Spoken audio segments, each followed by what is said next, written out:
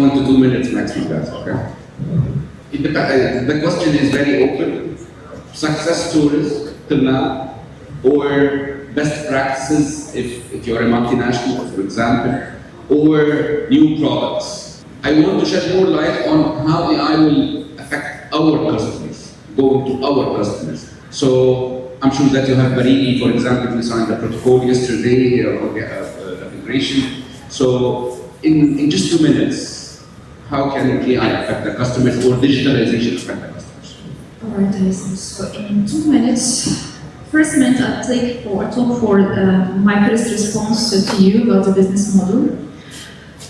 The business model that EgyPost has built for microfinance, especially microinsurance, with AXA, led to that AXA has signed an MOU with the Universal Postal Union in order to make a study how the post office can empower the access of microinsurance for the citizens around the globe. And this gives you a powerful insight about how the international postal network is important.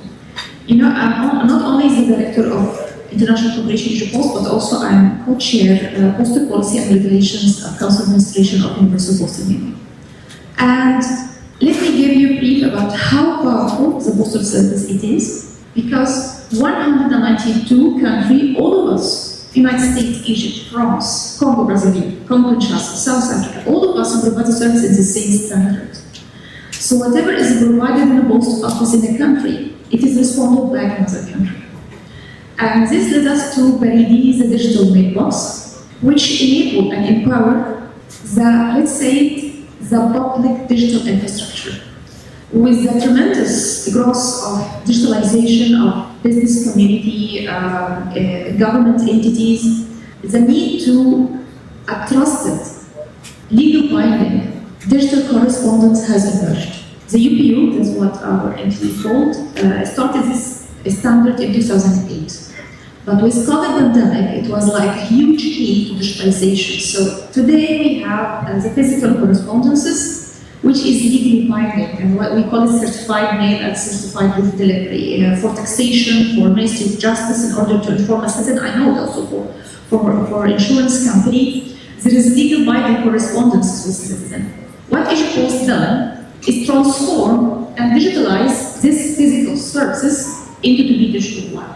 We provide postal digital identity, authentication of the sender, authentication of the recipient, digital timestamp, digital seal for the integrity of data. So the same features of e-trust services that provided as a physical service has been transformed into digital one.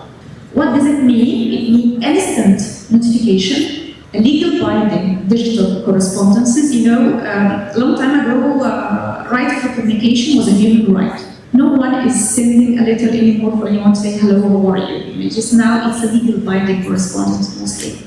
And this Barigi came by EgyPost in order to empower all the business communities, the government entities to reach and to engage with the citizen with the legal binding digital correspondences.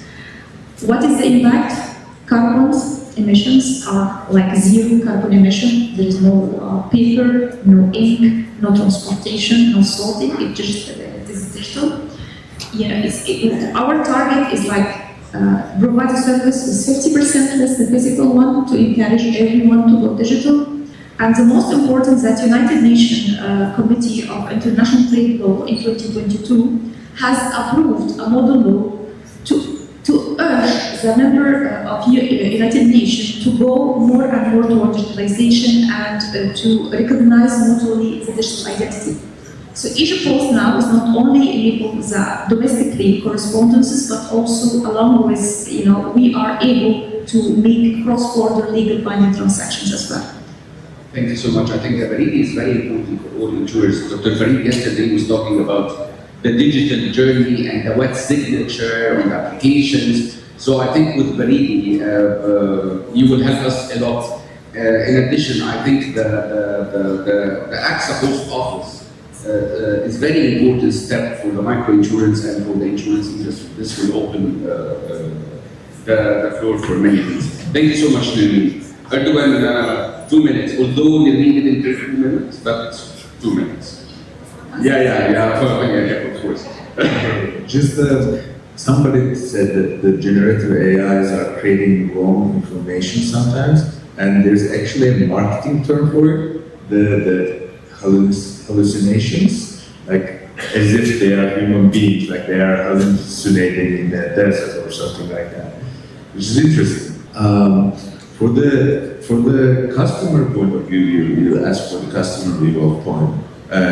Even though customers almost always prefer agencies in Turkey, insurer, like the brokers in some of the places, it is clear that the agencies in Turkey are highly capable of adapting new technology. They are fast and physically there. So they're not only physical, but also using the technology needs and like tools, even WhatsApp for the getting information, and being physically there gives an advantage. As a case, on the AI side, we are, for example, able to give up to 300,000 Egyptian pounds, up to 24 months installments to every customer with insurance policies, and this is what we call as extended BNPL. And thanks to our AI, we are able to give each customer this option instantly, and it just takes like 1 minute, and it works like charm. And this is thanks to our AI system that we developed since 2015, and this was never been possible before. And yet again, I'm telling this as a third generation insurer. So this was never been possible before. And these tools are undoubtedly powerful, but we not only have to use them, but also transform them, change them, develop them with the in-depth understanding of what is the next thing. I know this is like a closing statement, and I just want to say that we need to move beyond simply using AI and start developing our own algorithms for our region. And I believe that the insurance industry should not be transformed by technology, but rather should transform technology itself. I think the significance of developing algorithms that make advanced predictions, which is at the core of the insurance industry, we need to at least try to do something together as insurers who have excellent knowledge of our great region that has so much potential to be able to achieve. And like Noam Chomsky, who wrote in the New York Times about AI at the age of 95, which is my goal to live and produce, I will be around to achieve that potential with you for the next 6 years, inshallah. But to be clear, the best time to act is today. Thank you, Mike. Good luck. Okay. Salam. You have a big presentation, you have only 1 minute. Yes, exactly. I won't take more than 1 minute. Yeah. Actually, I would like to encourage insurance companies to comply with international rules and regulations. And according to my knowledge and my experience with insurance companies, I visited many insurance companies around the world, and I noticed that many of them, unfortunately, don't know that they are subject to these international rules and regulations or not. Let's give an example, FATCA and CNS. So many insurance companies don't know if they are subject to these regulations. So I'm going to encourage them, the first step to do is to classify themselves, to know if they are subject to these regulations, to avoid penalties, and to take the advantage of the compliance, use it as a strategic advantage to growth, and create like the market trust in this competitive market. Thank you. Thank you. Thank you. Mr. Musa, 2 minutes, you have 2 minutes. Sure.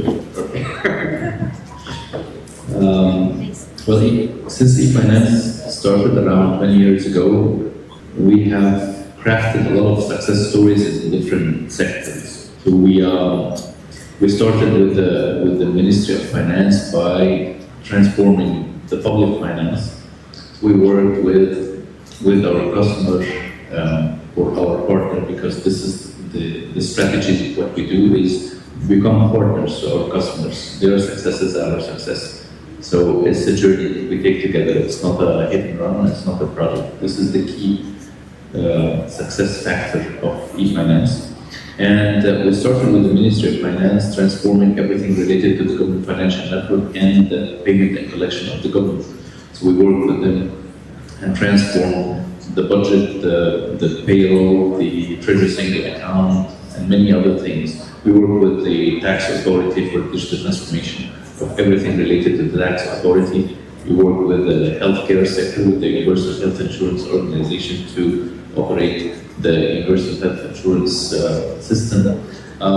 We have transformed a lot of other things, ticketing system for the railways of Egypt, for the tourism sector and all the museums and archaeological sites. We have worked with transforming the agriculture sector by all the land tenant management and seasonal census, distribution of the subsidized fertilizers, social safety network with the Ministry of Social Solidarity, and many other things. Throughout this journey, what we have learned and what we have mastered is we look for sustainability. This is the most important thing, is to look for how to not only create and transform a specific sector or respond to a specific need for a customer, but also to make sure that it is sustainable, it's growing, it's becoming better every day. So this is a very, very important thing. In order to do that in the insurance sector, we have prepared a lot of things in e-finance. We have invested heavily in the infrastructure and the technology related to whatever it needs to rapidly adopt technology, digital transformation, data, big data, analytics, AI. So we have put a lot of investment throughout the past year and this year, 2024, to be ready to do that for all needs in the insurance sector. We have also mastered the operational efficiency in different things. So we understand that this might be challenging in a lot of areas, specifically in the insurance sector. So by focusing on how to enhance the operational efficiency of insurance companies and all related stakeholders in this industry, I believe we can support a lot and create another success story in the insurance sector, similar to what we have done in all the other sectors. Thank you so much. A lot of success stories telling the truth. So e-finance is behind stop paying more than 500 Egyptian pound in cash and all of this. This is great because as you highlighted, financial inclusion and sustainability. Everybody now must go and have a credit card or whatever. So this is important in the long run. Thank you so much, Hamid. Mr. Awais. 2 minutes. I think if you talk from the perspective of touch points of technology and AI to the customers, one of the biggest spaces where we can see that is in digital healthcare. That's where you see the biggest impact at the moment, invisible impact. You talk about use of robotics, digital pills, you talk about liquid biopsy. So there's so much technology being employed and deployed currently already in this space that's the space to watch more. Even today, I think in the morning I was listening to the news and Wall Street Journal, and I think I heard about a procedure which yesterday went live, which was basically they were able to clone the eye of a patient because they can then carry out the number of simulation of what procedures can be done on the cloned eye. And that's something which is completely going to take the medical boundaries to the next level, and it also allows from an insurance perspective to control costs, because then you know that what procedure would have the right efficacy and accuracy. So that's one space that you can see end customers have been directly impacted. Secondly, I think if you look at the behavior analytics, I think if you go back 10 years, if we talk about people sitting in the room, no one would have these smart fitness trackers or the Apple Watch on the hand. They would rather prefer, and it was not that the technology did not exist, We had a lot of activity trackers at that time. We had fitness trackers, we had Garmin over there, but people would at that time focus more on having a nice juicy steak and a bowl of a nice dessert, but not really focus on the health side. Now with the implementation of these behavioral analytics, you have all your data on your health. I think recently MedNet, which is our subsidiary on the TPA side, they have launched with Health Move, an app which completely tracks end-to-end what you're doing, what you need to do, and this is a communication as well as a reward app. So you are now being geared towards a healthy lifestyle, which is basically healthy human concept that is there. Then on top of that, I think one specific area is if you look at over the last year, 2023, from the 16 unicorns in the AI space, 11 of them were Gen AI. And I think the focus of this Gen AI is basically to have the multimodal systems actually able to have cognitive abilities around documents you are getting. Historically, and to avoid jargon, historically as insurers and reinsurers, we were focusing on what documents we were getting, and based on that, we took our decisions on underwriting and risk assessment. Now, using the multimodal systems, these AI, Gen AI systems, you are able to utilize audio, video, images, and documents to come to the right risk assessment and on real-time basis. And this is a direct impact that you have. Then I think you've heard about cyber risk. I think cyber risk is something which, just to mention, Munich Re has a team of 150 dedicated people only on the cyber risk space. And this solution that we have now coming up is tracking a lot of issues that you had mentioned before.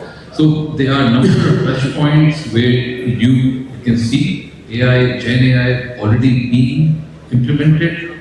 And I think as reinsurers and insurers, we have to adopt from a reinsurance perspective, from a Munich Re perspective, what I can say is we have got a full landscape of technology-driven solutions which allow our primary companies as well as the end customer to have access to these data-driven solutions and allow you to have state-of-the-art solution for your end customers. That's so great, and thank you so much for everything. Michael, I'm afraid to tell you, I'm usually afraid for legal, because you will be responsible for the jail thing, but you have only 1 minute for last thing, because Hadim will kill me. So I'll just pick up on the Gen AI point, because I think that's a real hot topic. I think everybody's probably in the room uses Gen AI. So I wanted to just give you a few things to kind of think about in relation to that. So one is, be concerned and protect yourself against bias and discrimination. Is what is being generated biased? Is it discriminatory? Be concerned about hallucinations. I don't really understand the technology behind Gen AI, but I understand that it's based on the predictive text model. So the system predicts what something might be rather than what it actually is. And we've tried Gen AI in our business. And it does hallucinate when you ask it to review a document and summarize it. Sometimes it comes up with something that is just not in the document itself. So you need to be concerned about that. Be concerned about offensive output as well. The system can produce something that is offensive, and that can give rise to liability issues. There could be privacy violations, copyright infringements, using other people's work and passing it off as something else. And also, it can be incoherent and inconsistent. But I'll leave it there. We're running out of time, but that's all I'll say here. Thank you so much. The man was not his laughing back away. But the man is not. Thank you so much. I'm really grateful for all your thoughts, and thanks a lot. I would have loved to stay more with you to hear from our leaders, but I think we're just on time. Thank you so much.